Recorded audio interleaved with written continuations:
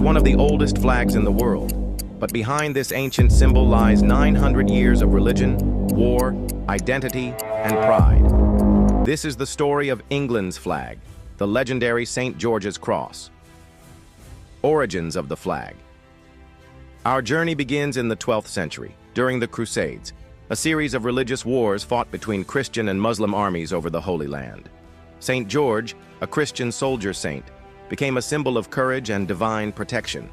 Crusaders wore his emblem, a red cross on a white background, symbolizing sacrifice and faith. But here's the fascinating part. This flag was not unique to England. Knights from Italy, France, and the Holy Roman Empire also carried the red cross, believing it brought them God's blessing. Fun fact: the oldest surviving depiction of St. George's Cross dates back to the 11th century. England adopts the flag. By the late 11th century, the St. George's Cross reached England under King Henry II. But it was King Henry III, in 1277, who made it officially England's emblem. From then on, English knights carried the cross proudly into battles, especially against France during the 100 Years' War. The flag became a unifying symbol for a rising nation, one identity under one banner. The rise of St. George. In 1348, King Edward III founded the Order of the Garter, England's highest order of knighthood. He named St. George the patron saint of England, placing his cross at the heart of the kingdom's identity. The emblem became more than just a battle flag. It turned into a spiritual symbol, seen in churches, royal ceremonies, and festivals across the country.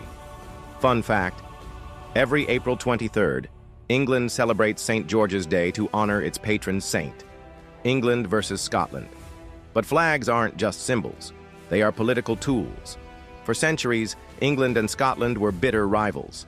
That changed in 1603, when James VI of Scotland became James I of England, uniting the crowns under one monarch. In 1606, a new flag was created, England's St. George's Cross combined with Scotland's St. Andrew's Cross. This became the first Union flag, symbolizing a new political identity. Birth of the Union Jack.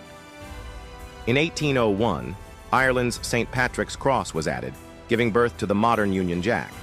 This flag went on to represent one of the largest empires in history. At its peak, the British Empire ruled over a quarter of the world's land and nearly half its population.